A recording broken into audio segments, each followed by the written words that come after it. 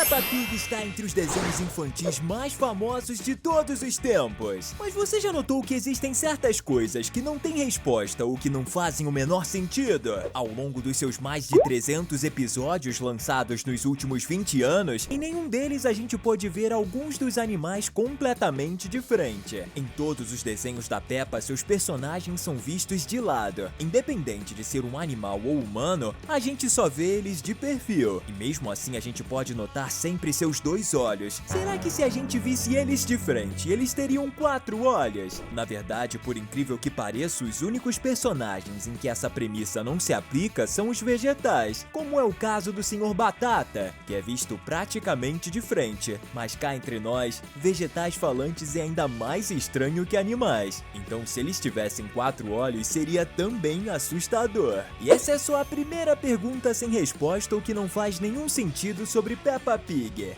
Preparado para mais? Já que falamos dos vegetais falantes em Peppa Pig, que são uma grande incógnita, vamos comentar também do episódio O Senhor Batata Vem Até a Cidade, que é um dos mais engraçados. Nele a gente começa vendo a família Pig assistindo ao programa do vegetal falante, e lá ele já fala que todos devem fazer exercícios físicos, o que é correto, mas também devem comer vegetais. Mas o que são batatas? Isso mesmo, elas são vegetais e são os mais consumidos do mundo. Exatamente por isso, quando ele começa a fazer uma lista de vegetais que devem ser consumidos, as crianças inocentemente perguntam se devem comer batatas, e ele fica completamente sem resposta. Isso nos mostra que o próprio Sr. Batata nunca tinha pensado nisso, o que deixa muitas dúvidas sobre como o personagem foi criado e como ele ganhou vida própria. Afinal, ele é só um vegetal.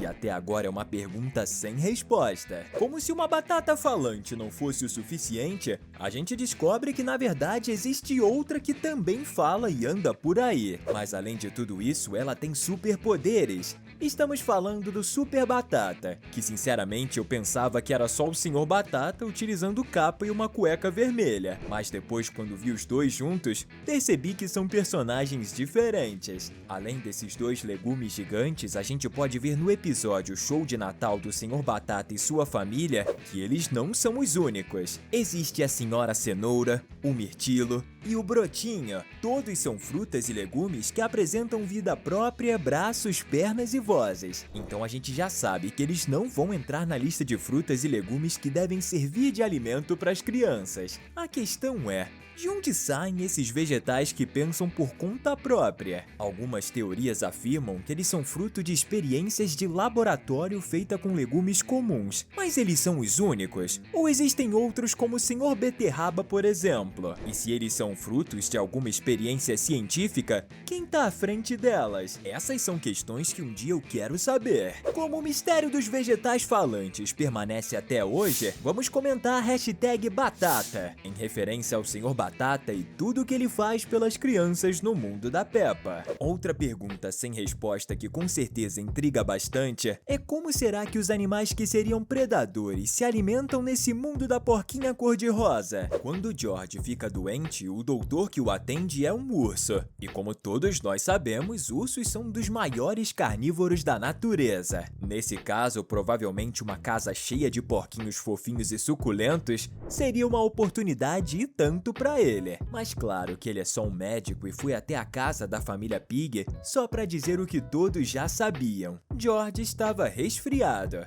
Além dele, a gente vê que o papai Pig foi o responsável por projetar uma casa onde iriam morar uma família de lobos. E nesse episódio até tivemos uma rápida referência à história dos 3 porquinhos. Lembrando que nela a intenção do lobo era comer os 3 irmãos no jantar. Além desses dois, a gente não pode esquecer do leão e da crocodilo que trabalham no zoológico da cidade. A gente nota que entre todos a única pessoa que se assustou com esses animais ferozes foi a Madame Gazela. Mas sobre isso a gente tem uma teoria que vamos falar melhor na próxima pergunta sem resposta. O fato é que todos esses animais que em ambientes normais devorariam todos os pequenos filhotinhos e seus papais e mamães são civilizados e não fazem nada disso. Mas eles ainda apresentam um DNA selvagem em algum lugar. Mas a questão é: O que eles comem no seu dia a dia? Será que são vegetais? Lembra que a gente acabou de falar que só a professora das crianças se assustou ao ver um leão e uma crocodila como funcionários do zoológico? Provavelmente existe um bom motivo para isso ter acontecido.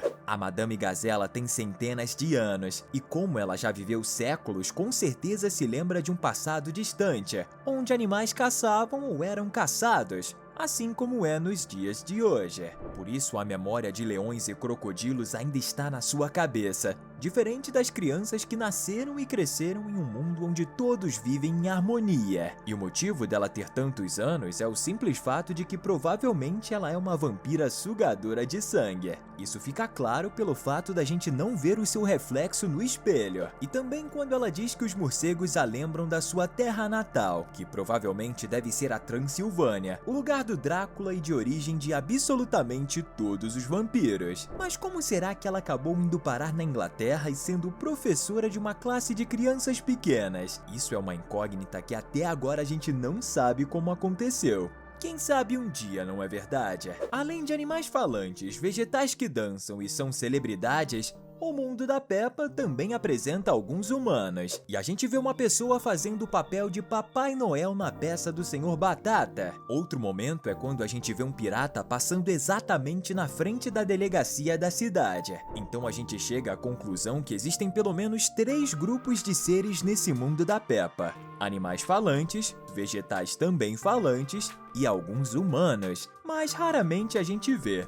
Então onde será que eles moram? Essa com certeza é uma das perguntas mais intrigantes desse desenho. Agora um aviso bem rápido. Se você de fato gosta de desenhos animados como a gente, clica no botão de inscrição agora mesmo. Com certeza você vai gostar muito dos próximos vídeos. Outra coisa que muita gente se pergunta que é possível perceber no seriado é o fato de praticamente todas as casas estarem localizadas no topo de colinas. Até mesmo no episódio em que o Papai Pig está projetando uma casa, vemos que ele já faz todo o seu trabalho pensando em construir na parte mais alta possível. A única casa que não segue exatamente esse padrão é a da Rebecca e do Richard Coelho. Isso porque mesmo que a sua entrada fique também na parte de cima de uma colina, a sua estrutura não está acima do solo, como na casa da Peppa e demais moradores da sua cidade, e sim na parte de baixo, o que faz sentido, já que os coelhos costumam morar em tocas,